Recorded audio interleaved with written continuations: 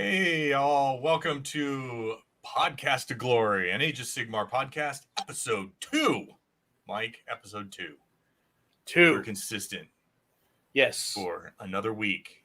And then we might have to do a pre-recorded because I'm going to be out of town at a tournament. But we'll talk about that here in a bit. Ditching us already, Doug. Yeah. Well, that's going to come because then we're doing again for SoCal Open. Yeah, let's talk about tournaments now. You and I have a tournament tomorrow, which is fun. Our first official Age of Sigmar 3 tournament. It's a one-day Rogue Trader tournament. At what is this place? You know what? They don't actually even have their name on the front of their page, so I'm not even sure. Gamers Guild Arizona. It's in Tempe, Arizona. I say that, but there are no spots left, so it's not like you can go look them up on BCB app and sign up. They are on a wait list for that.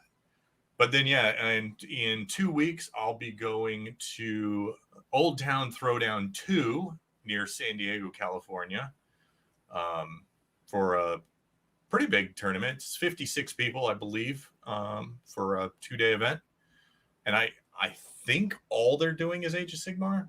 I don't think it's anything other than just the one Age of Sigmar tournament, which is pretty cool. 5-day or a 5-game tournament. It's nice. The fact that it's in San Diego is cool. Yes. And then in 2 months' time, right? No, August, September, October. So I guess 2.5 months, 2 3/4 months. We shall be going to the SoCal Open. Secured our tickets this morning. They went on sale at noon, and I grabbed them right away. So we're in. But apparently they are already 25% sold out, or 25% sold for the Age of Sigmar event, and 33% sold for the 40K. So if you are interested in going to SoCal, you better get over to Frontline Gaming right away and sign up for those tickets because they are going quick. Yeah. So I think everybody's just, 1, excited about Age of Sigmar 3, and 2, just wants to get out to events again. They're like, it's been a while. All of the events so far this year have been in the East. There was the one in Texas, but otherwise they've been mostly in the East. So it's been tough. We're chomping at the bit out here to the West. But on to our show today, we are going to take a deep dive into monsters. But before that, we are going to look at some news, including the fact, show the background there again, Mike. Yeah. Oh, where are we at? There we go. Stormcast Eternals are getting 2 new dragons, or Draconith to be official, which we'll talk about. But they do refer to them as dragons, though. In the old, they do. In the article, they actually talk about them being dragons. So and what's the funny thing is the one on the left, as we're looking at them with all of the gear and stuff like that. Yeah. This what is his name? Krondis, the son of Dracothian, looks super sweet. I have a feeling he's going to be their god tier character. I like the scarred one, but the scarred one has some super cool rules, which we are about because they didn't show us any rules for the other one, did they? No, they did not. And let's go ahead and jump into that first news story because the dragons are our number 1 news story. So let's talk about that. Okay, so let's talk about it. All right. GW announced. Oh yeah, what do you got? Oh, are you gonna? I'm gonna pull it up here. Okay, cool. There we go. All right, so GW announced this week that the Stormcast are getting these 2 dragons, Draconith to be technical, and they are Krondis, the son of Dracothian, and Karazai. So there's the son of Dracothian, Krondis there. And they describe him as majestic, wise, and powerful. He's part of Sigmar's inner circle. And he's referred to in the article as one of the most magically potent beings in the realms. Yeah. Does not say that he's a potent spellcaster or anything like that, just that he's magically potent. So we don't know what that means. He's got caps on all his horns and bracers and bracers. He's got the article tells there, I think, right there in that description, what the twin-tailed magic items are called. Sigil. Yeah. He's got the tattoo, or not the tattoo, like a scar in his scales there on his chest, just below that little medallion he's wearing. You can see the twin tail comet in his chest. He says cool. he bears the regalia fulmentaris around his neck, a piece of armor that magnifies his substantial magical abilities. So, I have a feeling that this dude may turn into the Stormcast God tier character. I was at one point I was hoping that they would elevate the Celestin Prime to be a little more powerful than he currently is, but I have a feeling they're just going to skip that and put this dragon where the current Star Drakes are, or slightly higher, and make him as powerful as they should be. Which is cool, which I'm excited about. Yeah. But as you said, Karazai the Scarred, they did in a later article confirm they are brothers. But for some reason, he wasn't invited to Sigmar's party. Maybe because he was too bitter or something like that. He's He's an angry bitter guy and hungry for vengeance. He wants vengeance on, he's all scarred up. Look at that. Yeah, that looks so cool. He's got a broken horn. Yep. So he wants vengeance for the rest of their race being destroyed by Kragnos. And until recently, he hadn't, Kragnos wasn't available to vent his fury on, so he was just going around Gur, destroying Oryx and whatnot. But, I guess that's how Krondys recruits him to be on Sigmar's side and to actually be in the Stormcast Eternal Army, is by saying, hey, Kragnos is back, let's go get him. So he invites this guy. Now, he is kind of a... they make him out to be more the close combat bruiser of the two. Yeah, he's going to be he's going to be the damage dealer. And the rules for him bear this out. We've only got one of his rules, and it's in the article with the Stormkeeps. The rule is called Fires of Vengeance. And basically, each time this unit destroys an enemy unit, you can apply the relevant effect below. And it's each time, not once. Yeah. Each time this happens. So each time he kills a hero or a monster, you add 1 to the attack's characteristics of all his melee weapons. Yeah. Of all melee weapons, plural, used by this unit for the rest of the battle. So that's what he does if he kills a hero. Every time. Every time. If the enemy unit has a wounds characteristics of 3 or more, but is not a monster or a hero, you add 1 to the run and charge rolls for the rest of the battle. And again, every time. Every time, yeah. So if he manages to quickly grab a couple of cavalry units and mess them up, +2 to run, +2 to charge. And it just keeps building. And then finally, if the enemy had 2 or fewer wounds, you just heal 1 wound allocated to this unit. All right. In an MSU heavy game, it's probably going to be relatively easy for him to chew through chaff and heal a wound real quick. He's like, oh, look, there's 10 cultists or, whatever. I go and gobble them real quick. And, there's 10 skinks. Yummy. Especially with the size of units being minimum size units. Yeah. Right. And right. Yeah. A lot of people are going to be playing minimum units. A lot of armies are going to rely on screens for their really important units. So this guy can, do some damage.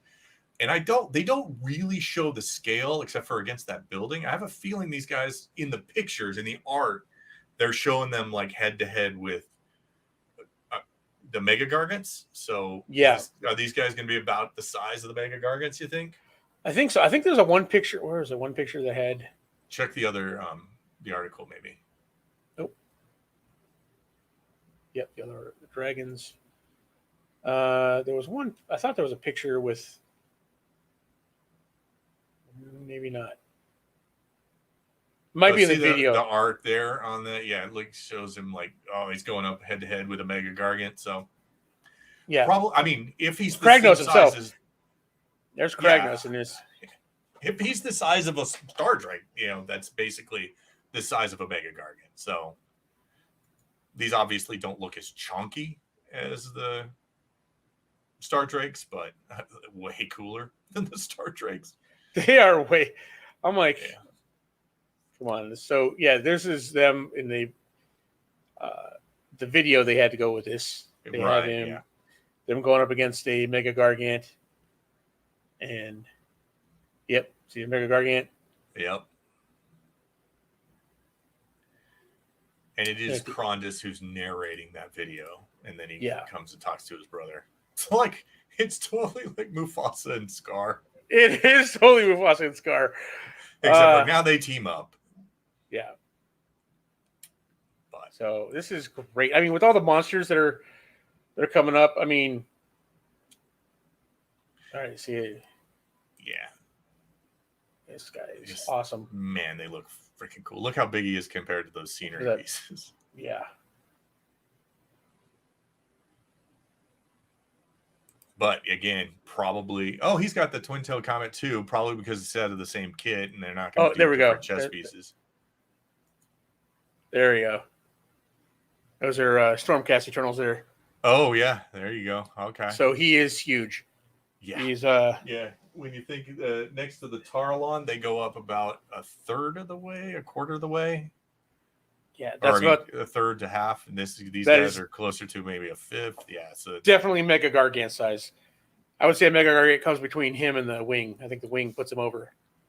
Oh, right. Yeah. So, but yeah, super excited. That's I knew I saw him with next to some models somewhere. Yeah, there you go. Yep.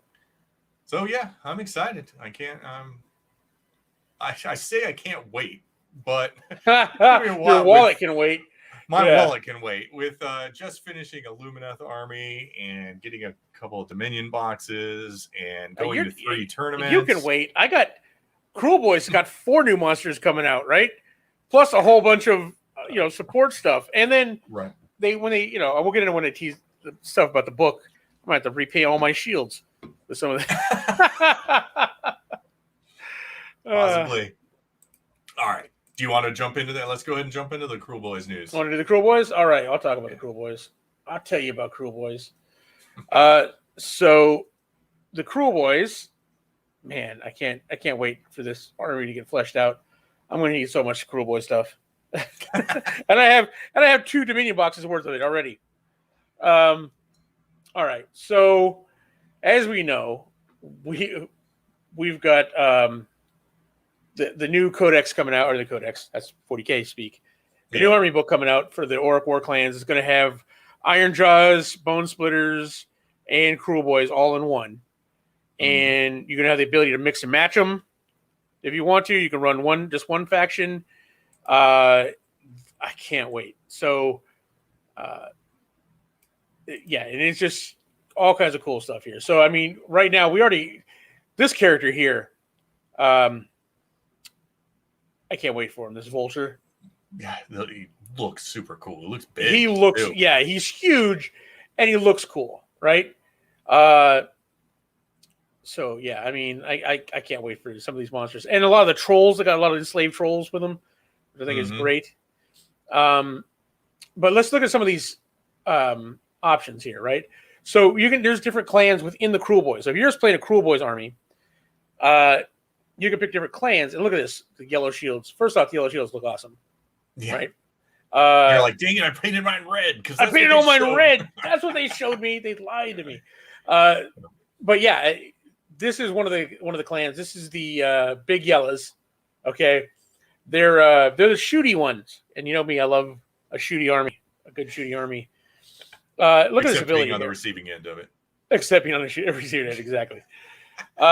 Only the best, right? Add 3 inches to the range characteristic of missile weapons used by friendly Big Yellow Oryx, and in addition, in the first battle round, each time a friendly Big Yellow Oryx unit shoots, it can reroll one of the hit rolls for one of the attacks made by that unit, right?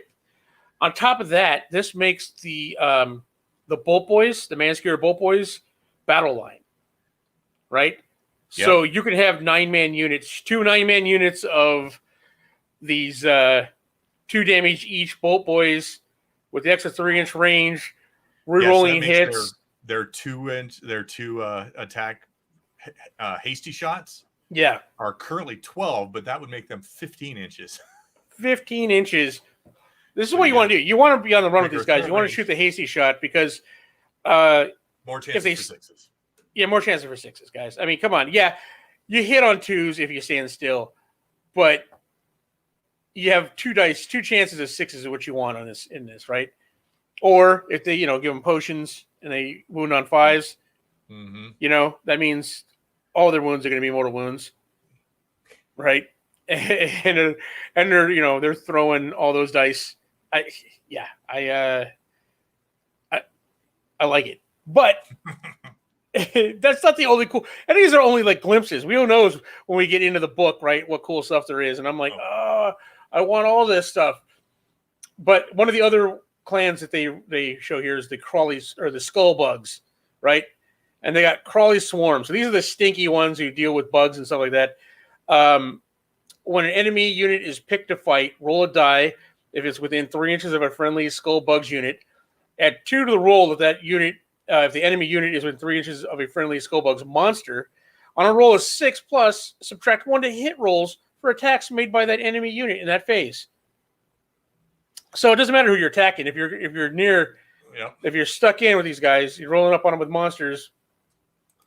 And however many. The cool thing is that's 2 chances. If it's the Gut Rippas guys, it's 2 chances to give the enemy -1. Yeah, because it's at the start of the charge phase for the other ones, where you go, our shields are scary. You're going to be hard to hit us. Yeah. Oh, you made it in. You weren't affected by that. Now we're stinky, and bugs are crawling all over you. Now let's see if you have a -1 to hit. So yeah, I mean that's just a great ability, right? And it's kind of a cool. And if the image, you don't show pictures of them painted up, but if the image is to be believed, they got kind of a bluish gray shield, right? Yeah. One would presume there will be a clan that has the red shields. Because they're not going to make those the art on the box. That's them not be their own. That's got to be the main clan out of this set here. And then they all get stuff like this, the dirty tricks, right? Noisy Racket. Subtract 1 from wound rolls for attacks made by enemy units in the first battle round. So you can pick some of these tactics. This is an example of one, right? Like, subtract 1 from wound rolls in round 1 because we're making a bunch of noise. It definitely makes it sound like there will be more than one dirty trick. Yeah. Yes, definitely. Now, whether you have to pick one for your army or they cycle through the rounds or what, we don't know yet, but it's interesting to see that mechanic. That's kind of fun. Like, oh, sweet. Yeah. I love the way they play. Yeah, it's like, hey, I'm gonna you got an Alpha Strike army? Tough. -1 to hit. Army -1 to wound. -1 to wound. There you go.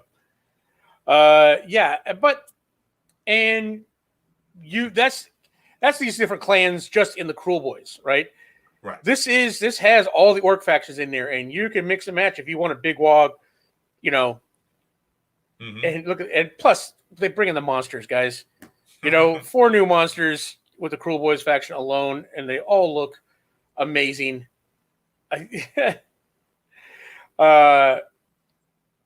These mounts here. Yeah, I mean, so they have mount traits too because they have so many these things because they're carrying people. They got mount traits, and one of the mount traits they show here is Smellions. Smellion. Subtract 1 from the hit rolls for attacks made with melee weapons that target this model if it has not made a charge move in the same turn, or if it's not made a charge. So if they have a chance to smell it, they're -1 to hit it. So if you took that mount trait in a Skullbugs army, you could pretty much be, I'm always -1. I might be -2, canceling out that +1 you get on the charge, or you guaranteeing that there's no reason for you to use all-out attack because you're still going to be -1 to hit me. Right, exactly. You fall for my scare shields, and you got a big smelly monster here. You're going to be, you might be -1 to hit me. Might be -1 to wound me. You might be, maybe -2, and then we can stab you back with poison weapons. So this article had some intriguing little nuggets. Like it said something about you can mix and match them without losing their individual traits. Yeah. So it makes it sound like if you took like say you took Cruel Boys in an Iron Jaws army, it Yeah. sounds like you would still have poison weapons. Yeah. I don't know that for sure, but it certainly sounded it sounds like it, yeah. And they get all the traits, right? So if you have a combined army, if you have all the sub-factions, they get the cunning, brutal, and savage trait, all of, right. So and if you're in a big Wa army, imagine your gut rippers who are 4s and 4s. Now suddenly once Wa energy's built up, they're 3s and 3s all the time. 3s and 3s. And it's right there, Doug. You don't have to give up all your sub-factions battle traits either. Each of the 3 retains their best ability. Okay.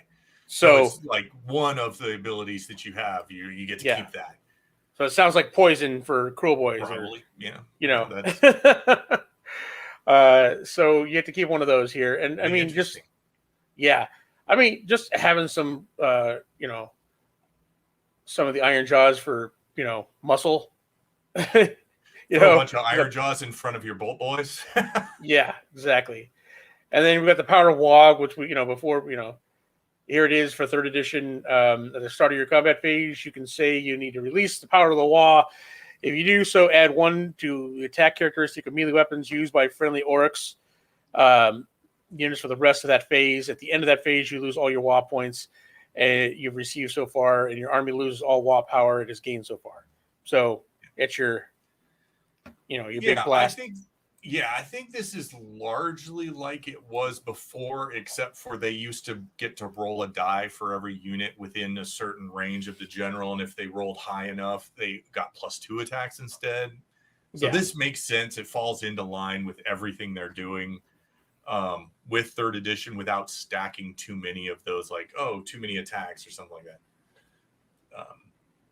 So makes sense. And hey, you can always throw. And then we always got Kragnos. Although, for his point, Craig, I know people. He's cool. He's a cool looking model, but take a Mega Gargant instead. Take a Mega Gargant. Way better. Mega Gargants are just way better and way cheaper. Yeah, less points and just better. Like he's got some cool stuff like. Just roll the 3d6, and if I roll higher than your spell casting, then I just ignore it. But he doesn't ignore friggin' being peppered with mortal wound bolts or arrows. Yeah.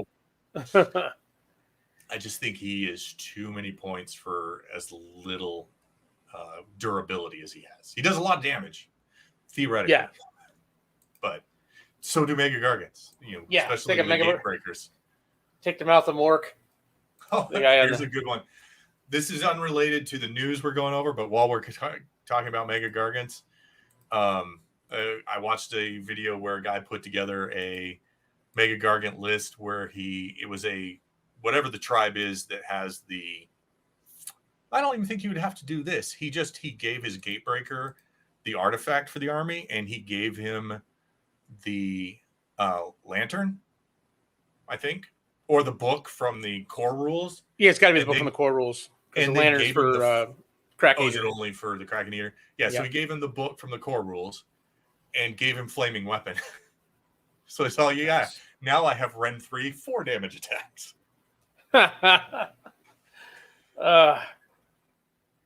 So, fun stuff with the Mega Gargants. They're exciting. You see there's one model I saw of a bowling Mega Gargant.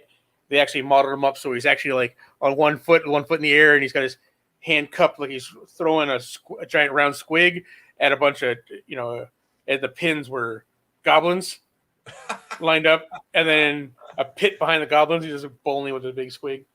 It was great. I mean, that's pretty funny.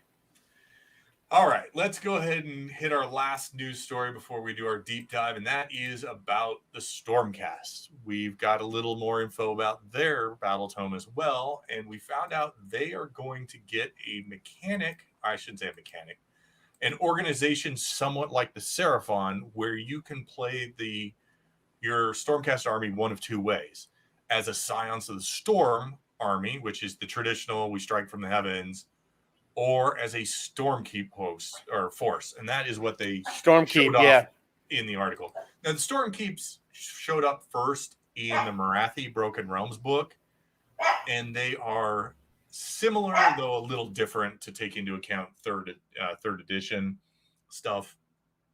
So what being a Stormkeep does for you is, one, and probably most importantly, you can include Cities of Sigmar units as coalition forces. 1 in 4 units can be a Cities of Sigmar, and they That is gain the amazing. Stormkeep keyword, which means they'll be able to benefit from all the command abilities, from the leadership in the Stormkeep.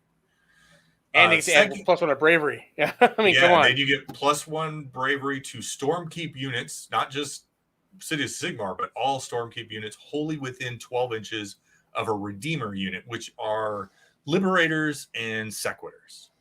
Yep. So you're kind of your main battle line for the regular guys and the Sacrosanct guys. Not, though, the new Vindictor guys. They are not Redeemers. I do not believe. I guess I've got their War Scroll card right here, so let's just make sure I'm not making that up. Oh no, I am incorrect. Vindictors, they are Redeemers, which is even better. Holy cow! Because those dudes they're really super good. So so Sequitors, Liberators, and Vindictors, all your kind of base battle line units. Who knows? Maybe the new guys that are coming out, the big sword guys, might be Redeemers as well. We don't know for sure. Just the fact that they are, those other ones are, the new ones are is just cool. Yeah, and then they gain the Shield of Civilization ability, which has been reworked and is way more awesome than it was goodness in the Morathi book. First off, Redeemer units count as 3 models each when on an objective, which is good in of itself. That's for the first 2 battle rounds. Then from battle round 3 on, they still count as 3 models when on an objective. And if an enemy unit finishes a charge move within 1 inches of a Stormkeep Redeemer unit, and that Redeemer unit is within 6 inches of an objective, you roll a die, and on a 3+, the charging unit takes D3 mortal wounds. You take impact hits, not them. They yeah, you're charge them. I'm protecting this objective. Back off. Yeah, super cool. So good. The other thing they showed off on this was the Staunch Defender command trait has been reworked and super nerfed. It used to be +1 to save for everybody wholly within 12 inches of the general that took that command trait. Now it is you can reroll the Shield of Civilization, mortal wounds if the Redeemer unit is wholly within 12 inches of the general with the command trait. Yeah, you're D3. You have to reroll. Yeah, I mean, that's still cool, and it can be impactful, but it's not nearly as cool as the +1 to saves in a bubble. Yeah, which tends to suggest that the command traits will be divided up. There'll be command traits specifically for Scions of the Storm, and command traits specifically for the Stormkeep guys. Definitely, that's definitely what's happening. Then it sounds like, I'm assuming you're still going to have your Storm hosts. So you'll pick, I'm either Scions of the Storm or I'm Stormkeep. This is the Storm host I have. Boom. So you'll have one of 2 sets of primary faction abilities and then your Storm host abilities. So, but it's cool. I like that idea. Are you tempted back to Oh yeah, I'm super excited to play Stormcast again. Like I said, when we get to doing our Path to Glory campaign, I'm going to be playing Stormcast, not Luminath. Yep. So you want to like show off what we're working on right now? Sure. Yeah. You got your desk cam going, so you're gonna. I do. Better. Let me. Easier for you.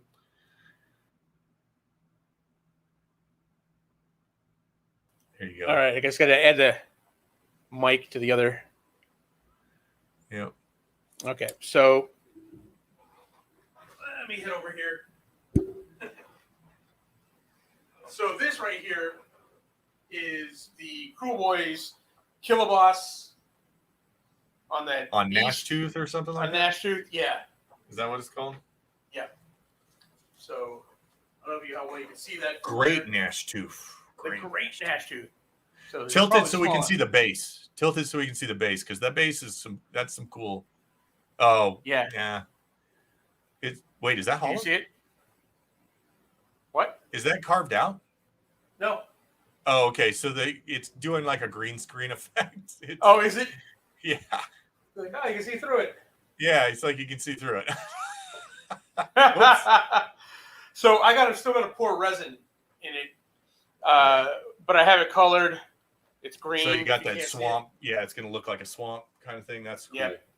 Got the tufts on here, but this guy, tons of details. So yeah, this guy took me a minute, and he's got a red shield.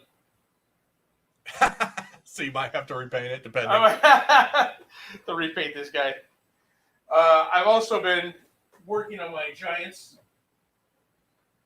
So I got various stages of completion, Mega Gargants. And, yeah, mine are all kind of in not very far along. I've got 2 weeks to paint up. So, no, it's only 63 models now. Yeah, I wasn't planning on being in this tournament tomorrow, so all my giants are half painted. Yeah. But they all have paint on them. Yeah, that's true. Yeah, in this tournament, local tournament, they're not requiring painting. The tournament I'm going to in 2 weeks does require. So I'm going for at least three colors on all the plastic on these models, but they will probably not be super detailed yet. Nice. Plus, I got ogres to help Shane paint up. Yeah. So my painting card is full. Yeah, I got a little further to go on that, at least. So this is the color scheme. Let's see if we can see that on here. This is the color scheme I'm going for on these guys. Nice. The blue and the silver. Ethermatic blue for the kind of the inner like cloth. And then what it was, Achillean. No, it's not Achillean blue. It's that's the wrong one. The Talisar blue contrast paint for the cloak or the cape there. And then, I used Stormhost Silver for all of the kind of mail and stuff like that. And then I'm going to use, I can't remember what it's called. The new metallic cover they brought out for the Necrons on all of the symbols on their stuff, on their shields. Oh, okay, yeah. The kind of like a bronzy type. Yeah, well, yeah, it's kind of somewhere between. It's almost like a platinum. Well, it's silver-ish, but it's a little tinted in it. Yeah. So that'll go on like the symbols they've got on their shields and stuff like that. It's my kind of nod towards moon glow. Because they're, Selenar's the spirit of the moon, so we're gonna go with that. So Now I tell you, it's I'm a firm believer in the contrast paints. I'm not a big fan of using them like they're advertised. By just some of them are good, like you put them on and it adds highlights, right? Yeah. I highlight all my anyway, right? I still highlight them even if I use contrast paint. The darker ones tend to be better, like the Wildwood. The snakebite leather is amazing if you don't straps, right? Yeah. Then you don't have to worry about edge highlighting the straps. Just put some Nuln oil on it and you're good. And but I do like glazing with them, right? So using contrast medium to thin them out and glaze over, I like them better than washes, right? Because they're, they tint better than washes do. I think. So like for flesh, I use there's 3 different flesh tones. Instead of doing Reichland flesh shade over the models, for my shading step, I dilute that down one of those shades depending on the skin tone, and glaze that, right, and then build up from there. Build up from that. So I use them like washes quite a bit. So I'm. Got it. Before I was like, I don't know about contrast paints, but yeah, it works. Cool. Very nice. All right, monsters, Doug. Yeah, let's talk about monsters. They are obviously, big focus this season, but they saw a big enhancement through. Well, we'll talk about whether it was a big enhancement. They were enhanced by 3rd edition rules. But what are monsters? Monster is actually just a keyword that's on various units. And most, though not all, are a single model unit, have 10 or more wounds, and and often, again, not always, but often, a degrading profile. There are a few monsters that buck those trends that don't, that have maybe only 8 wounds, don't degrade, or you can take a unit of 3 of them, like the Man Crusher Gargants. But those are kind of the exception, not the rule. So monsters will always be a keyword on the War Scroll for the unit, as opposed to Behemoth, which is a battlefield role that just means you're big, and they want to be able to restrict the number of big units that you can have in your army. Yeah. Often those are monsters, but not always. Sometimes they're ships, like for the Caradron Overlords. I believe the Cities of Sigmar, big, the Hurricanum and the steam tank. The steam tank. I forget what the Hish one. You've got the Luminarch. The Luminarch. You got the Luminarch and you've got the Hurricanum. I think those are both Behemoth War Machines. Yeah. So War Machine is also a battlefield role. Yeah. But it's often on the War Scroll. But and there's weird exceptions, like trolls are not monsters, although the new Cruel Boys ones coming out are monsters. Seem to be monsters. They mentioned that they have about their monster traits.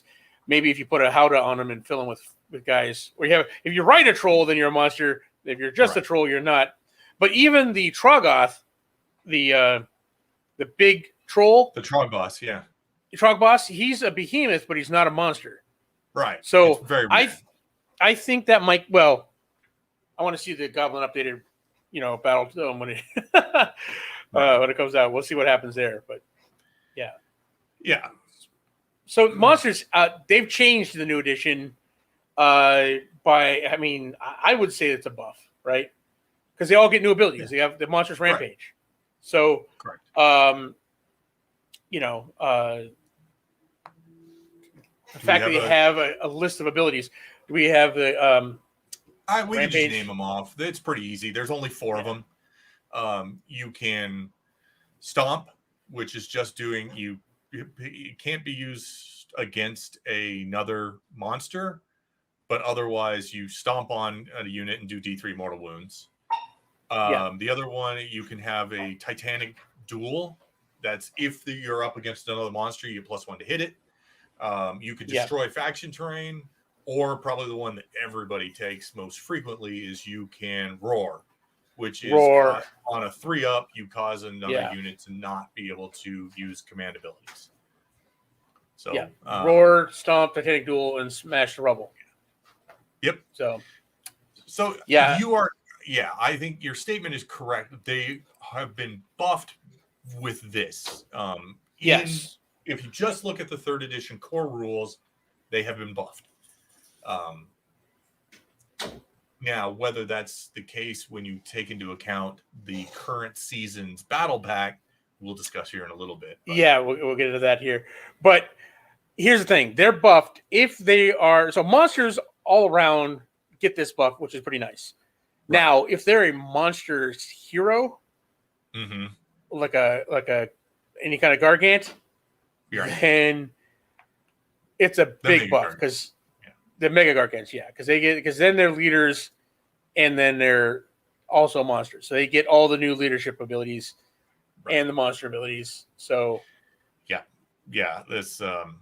that's the big, and we'll get one other buff, I think, before we talk about monsters heroes, because I think they're the big winners, is coherency. Coherency. With the new coherency rules, units bigger than 5 have a rough time getting a lot of guys into combat.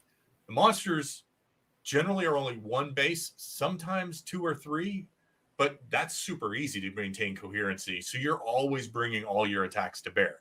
So even if you're degrading, if you're up against 10 guys, they can't wrap around you anymore like they used to be able to because of that coherency problem. If they're 25 millimeter base, then they can, but 32 mils or bigger, they are going to have trouble bringing all of their guys to bear against you. Which is what it takes for some of these monsters. Yeah, Like, some of the bigger monsters. Oh, well, especially the heroic monsters. Yeah. Which, let's dive into those, because they are the true winners in the monster game. They are. I mean, do you remember in Warhammer Fantasy, the old, back in the old world, when they had Hero Hammer? Yep. They're people are starting to call this God Hammer, because all of the God tier characters are the real winners in this edition, because most of them are monsters and heroes, so they get the access to that monsters rampage list we just looked at. Yeah, and they can take heroic actions. Most specifically, they can heal themselves. Yeah, so that is crazy. Twice around, every turn, they can go, oh, I took some damage, I'm going to try and heal. What are we talking about? The Great Unclean One has the ability to heal 14 wounds in a round now if he makes his rolls. Depend, because doesn't one of their command traits they can take is at the end of, is it the round or the phase or something like that? For every wound they take, they roll a dice, and on a 5-up, they get it back or something like that. Yeah. So they automatically heal D3 every round, just innately, right? And then they can take that command trait where they get their wounds back, which isn't even counted among these, right? When they have two other, ways to heal themselves with heroes around in the Nurgle list. And now they can just, throw in another healing. Yep. Another D3. So there are some. Now there are some who struggle with healing because their leadership is too low, and that's a lot of the monsters in destruction armies. Are going to struggle because they have relatively low bravery. Mega Gargants. But that's okay. To a degree, so do some of the other lesser order armies. Like the Stormcast heroes who are on monsters have quite a bit higher leadership. But the reason we're talking this is Godhammer is because all of those God level monstrous heroes all have 10 leadership. Yeah. So it's pretty darn close to sure that they are going to get to heal that D3 if they need to. Same thing with the Greater Demons and stuff like that. Yeah, and the Greater Demons. So a lot of the Order and Chaos armies, Death armies, all Death are 10 up. So, I don't think that's true for some reason. Chain Rasps aren't, but they're not heroes, so we're not worried about that. And I think that some of the units in Flesh Eaters might not have 10, but doesn't matter. We're talking Chain Rasps. Night Haunt took a big hit this edition. Till their new book comes out there. They went from representing the starter set in the last edition to bottom tier in third edition. Yeah. And they've got no monsters to speak of. And they got no monsters. Yeah, they've got no monsters, so they don't benefit from a lot of these upgrades to monsters that a lot of the armies are getting. Yeah.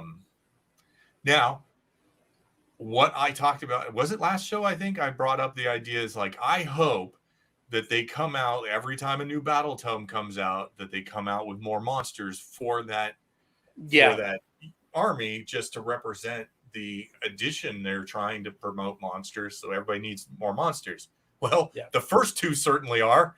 Dragons and Troggoths and a big vulture. So hopefully when Night Haunt and some of the other armies start coming around, they'll get more monsters as well. So and that'd be awesome, because it's funny to hear 40K people lament that Age of Sigmar gets the coolest models.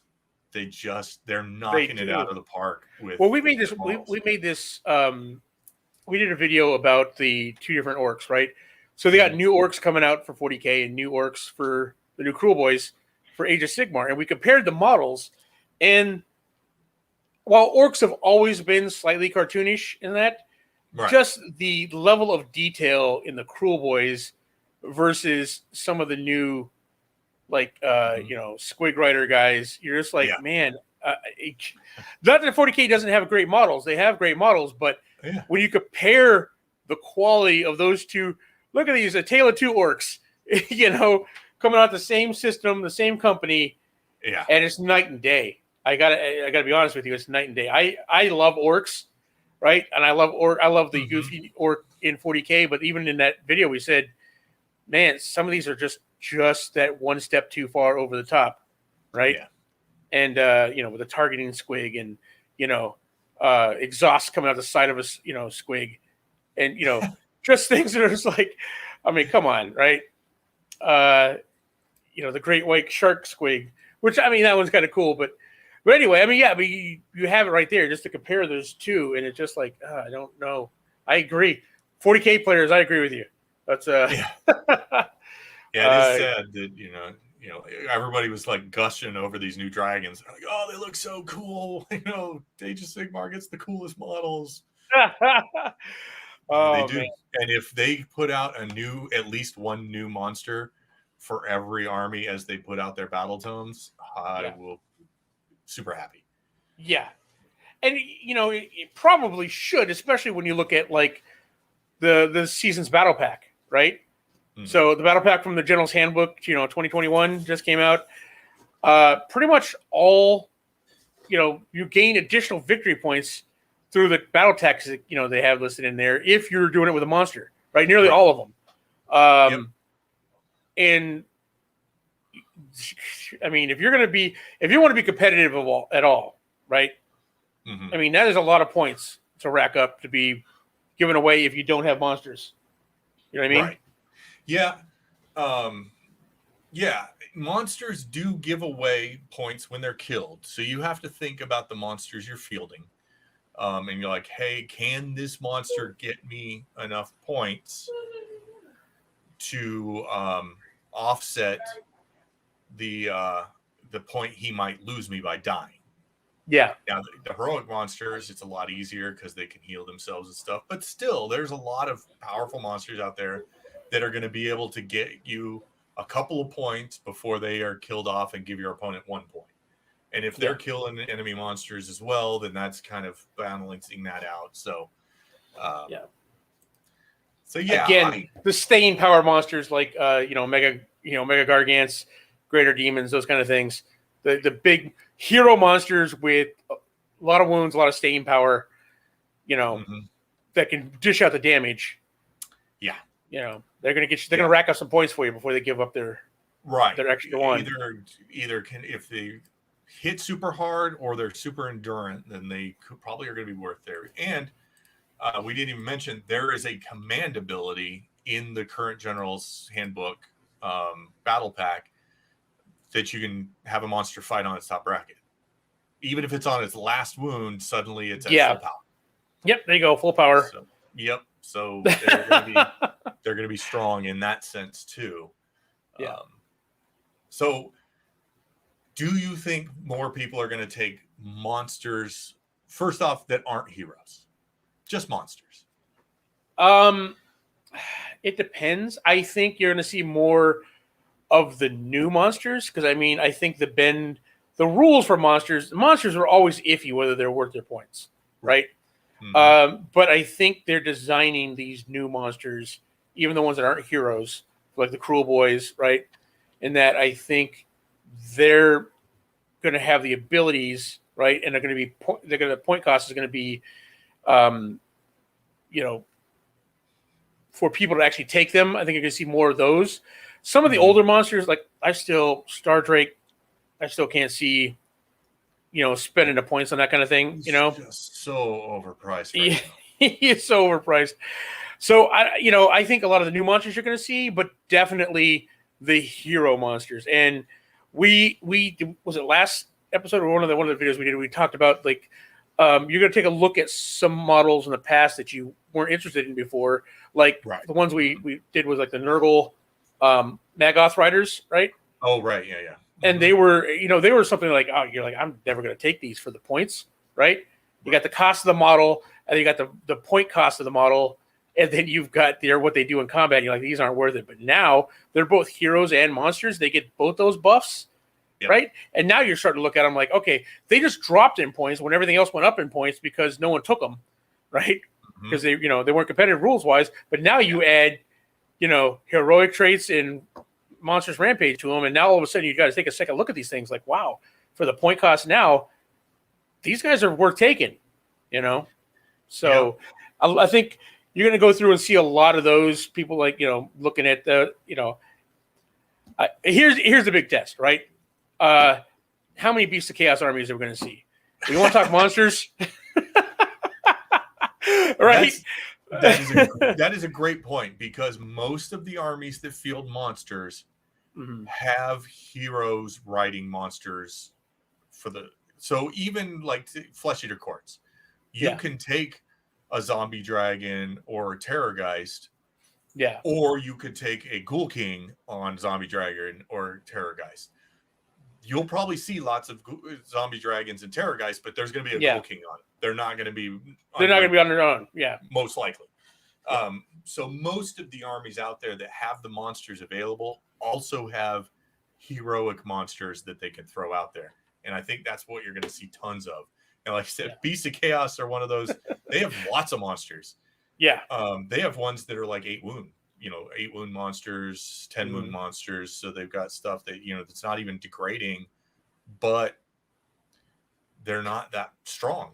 And they would just give up points for the most part. Just give up points. Yeah, exactly. And they don't, to my knowledge, and I haven't broken out my Beast of Chaos book in so long because they are so disappointing sometimes. I do not believe they have a heroic monster in their army. Wow. I don't think they have one at all. They have cool monsters with cool abilities. The Jabberslide is really cool. Like that, that Cyclops thing is pretty cool.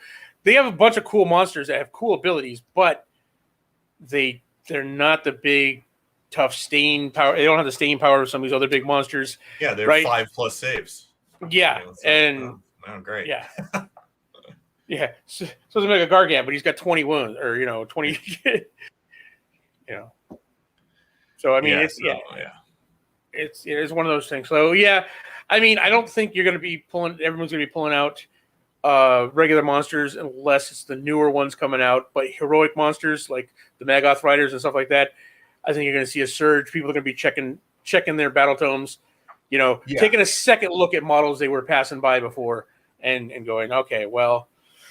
If you're like a Cities of Sigmar player, you're not going to suddenly be playing with Charybdis and Hydras, but you're probably going to have a Free Guild General on a Griffin, or the Mage on the 2-headed Griffin, or an Anointed on a Frostheart Phoenix or something like that, because those are some good monsters who have a hero on them that are, from what I hear, well worth their points.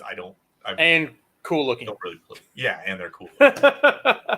So there's a lot, like Slaves to Darkness got a big buff with their Wizard on Manticore. The Chaos Sorcerer on Manticore is pretty good. Beastclaw Raiders did really well. Yeah, all the big the ogres, mounted ogres. Heroes riding more than the just the Stonehorn Riders. They're not as good as the hero riding a Stonehorn. So no, I agree. But all in all, as more of these 3rd edition books come out, we're going to see more modern monsters competitively out there. Cross my fingers that we keep seeing more and more monster models too. Man, it'd be great. Well, so far, I've liked every monster they put out since 3rd edition. So if they've announced a 3rd edition, I like every single one of them. So keep it coming. Like both of these dragons are going to be characters. Yeah. So they're going to be heroes and monsters. So I'm telling you now, whether or not it also comes with a generic dragon that you can create as well, who knows? But Stormcast, the only monsters they have access to are heroes. Yeah. All I know is that blue one better be really awesome for me to pick him over the red one, because the red one has got a cool ability and he's just cool looking. Its ability is so good. Yeah. So the blue one has to blow my socks off. Yndrasta and then a bunch of Liberators with some handgunners. Yeah. No, are you kidding? Take the dragons in freaking Scions of the Storm and drop them right. Take your drop them. Lord Imperator, who's like, I can let you drop within 7 inches. Go to town, Karzai or whatever. Because I bet they have an 8-inch breath weapon. Karazai, you're within 7 inches of the enemy. Breathe on him and then charge. Kill something right away and go bonus. Also, no, I love the direction they're going. I love monsters. I always love, big cool monsters, and I'm like, who knew that the Cruel Boy riding the troll? The first thing we saw back in the day, we're like, oh, that's cool to be like one of the. All right, yeah, he's cool and all, but look at all these other cool ones they're coming out with. Look at this one. Look at these. Yeah. And very nice. I just gotta convince myself I have an excuse to play the dragons. I'm like, like, I've got Cities of Sigmar already. I got Cities of Sigmar, yeah. I can form a Storm Keep, I'm sure. Or just make that dragon your 1 in 4. Yeah, my 1 in 4. Yeah, it's in my Cities of Sigmar army. Yep. They said the dragon. Handgunners, dragon. Yes. Nice. But yeah, I think you're going to see a lot of monsters, Doug. I think going forward, it's the way of the monster. I just hope. I don't know who I want to be redeemed more: the beasts of, the Beastmen or the Night Haunt. Yeah. I'm hoping for Beastmen because I actually have half a Beastmen army. So yeah, you dove in with that before you was like, oh, read these rules. I had that from Fantasy. I had army, most of a Beastmen army from Fantasy, and then it was like, oh, these guys aren't good. I guess I'm not going to finish building these guys, just converting them over and stuff. Now you just keep them around so you can put them back on square bases for when the new Fantasy comes back out. No, when the old world comes back out, Chaos Dwarfs. I don't care how good they are. I'm playing. I don't care how good they are. And if they come out for AOS, again, I don't care if they're the worst army around. I'm still army of Chaos. They exist in the lore. Yep, they brought them out in the lore. So, that's all right. Well, cool. I guess that'll wrap us up a little earlier than last time. Going through everything you need to know about building an army versus here's what monsters are. They are slightly different topics, but yeah. But yeah, exactly. And that's the way it'll be with these shows. It'll be between an hour and a half. Yeah. As we get going through this. So I hope you guys join us every week. We're gonna do this weekly, talking about Age of Sigmar and all your Warhammer news. Yep. So and if you have ideas for what we should deep dive into, please leave those down in the description. We can use the ideas. They may not come out the next week, but we'll get around to them. We'll get around to those topics, guys. Yeah. And as we mentioned in the first episode, we're going to bring it up again. We actually have some guests lined up here that we're going to bring it in from the community. So stay tuned for that. And if you want to support the channel and things we do, there's going to be links down below, some support links. Correct. So very good. Definitely help us out there. So guys, thank you very much for tuning in, and we'll see you again next week.